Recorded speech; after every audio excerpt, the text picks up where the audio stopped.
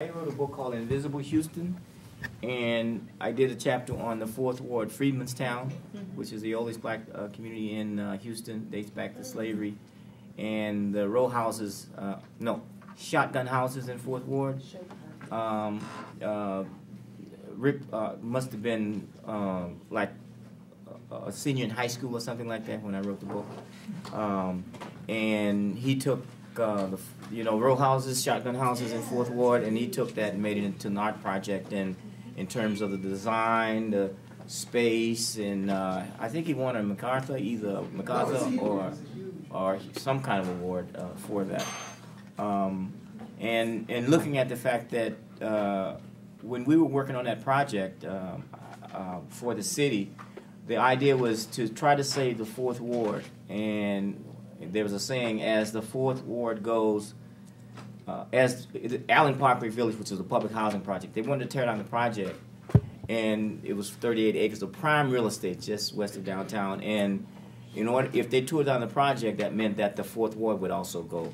As goes Allen Parkway Village, so goes the Fourth Ward. And so they tore down the project, and which was almost like a green light to destroy the oldest black neighborhood in the city. And so this a group of community activists and historical restorationists and what's his name?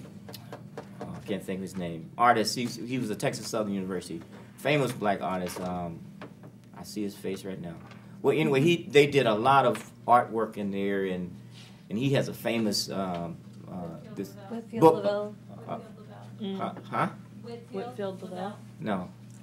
Can't think. Anyway, he has a famous, and I have a print of it, of the row houses in the Fourth Ward as it looked, way back in the 30s, and so they were talking about bringing it back, and it became a beautiful art project, organized a community, and that's that project. But it's also it's an emphasis to keep community residents part, so that you're not just. I mean, many artists have kind of unintentionally gentrified, and then they get kicked out, of course, as soon as the that's the only property's better. Those but they row houses, the only part of the history of that neighborhood that's left. The only part.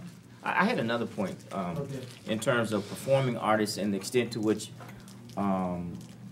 artists themselves can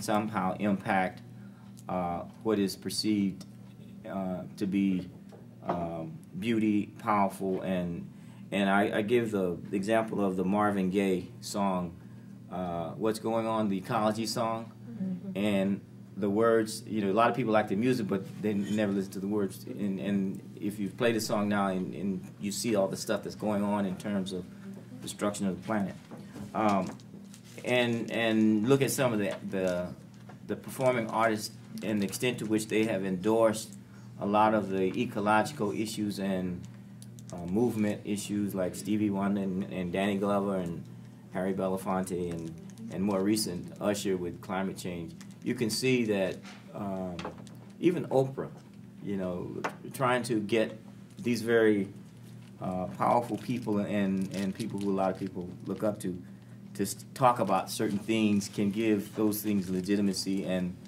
get more and more people involved in it. And it's unfortunate we don't have enough of those folks stepping up, stepping out to use their art for social good and whatever. I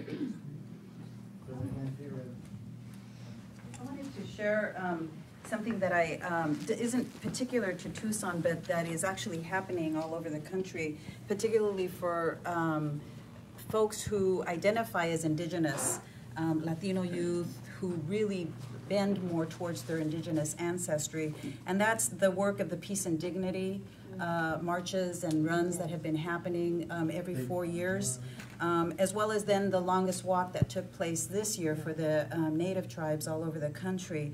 And that it's a bridging of spirituality and social justice, and that it's really primarily being run by a lot of young people as well as elders. And so that the bridging, what I find really beautiful about this, it's sort of underground and under the radar, is that they're using culture, so danza azteca, danza mexica to really educate a lot of the young people in the schools and stuff. And then they connect them to healers and spiritual leaders. And sprinkled in there are artists. And there's that whole mural kind of use of murals and messaging that has happened in certain communities, whether it's Los Angeles and the community that I came from in Santa Cruz, and then as well as in Tucson. So throughout the Southwest, in New Mexico too, the use of murals for messaging. But what's really curious, an example that came from Watsonville, California, is that there's a young group called the Brown Berets that have continued to exist from way back in the Civil Rights Movement, and that from that young group is now some city council members. But they went through this whole process of being doing danza, and then being involved in the spiritual runs, and they continue to be involved very spiritually, but also in social justice movements. And so when I see then in Tucson how in this one school district, they're really strongly advocating and trying to protect this raza studies from a social justice perspective, it's really to inculcate among youth this social justice curriculum that is unique about not only who they are and how they identify, but also that intersection of art and culture, and then also spirituality. So I offer that as a example that's happening out there in the country. Yeah, a few things I wanted to mention. One, in terms of the artist housing, you were talking about how often artists get priced out of the community. Typically in a redevelopment area, in a city, you have redevelopment funds that have to go into affordable housing, and you can, in the specs for the competition for those funds, specify, that some of this will go to affordable artist housing. We did that one year in Oakland, and we've only done it once, but we got a really wonderful project out of it that's affordable live work for people. And there's one fellow who teaches music lessons there that gets to kids in the building that otherwise probably wouldn't get music lessons. So it's been very successful. Also, art in the peacemaking circles that I was talking about before.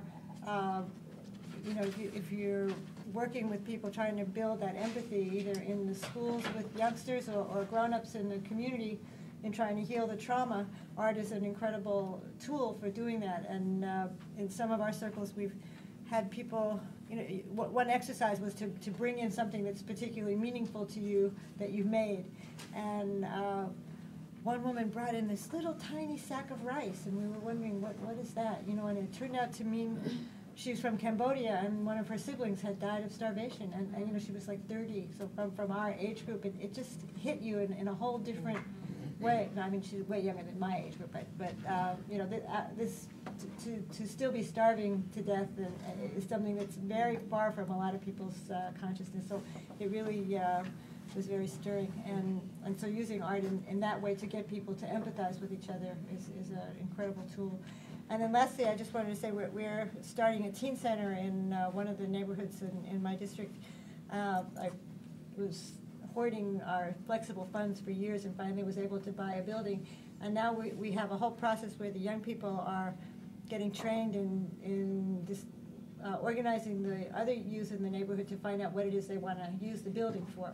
And so they really have ownership of the process of deciding what it will be used for, as well as ultimately working with an architect to learn how to make those changes to the building that will make it be what they want it to be. So there's lots of opportunities there for young people to get involved.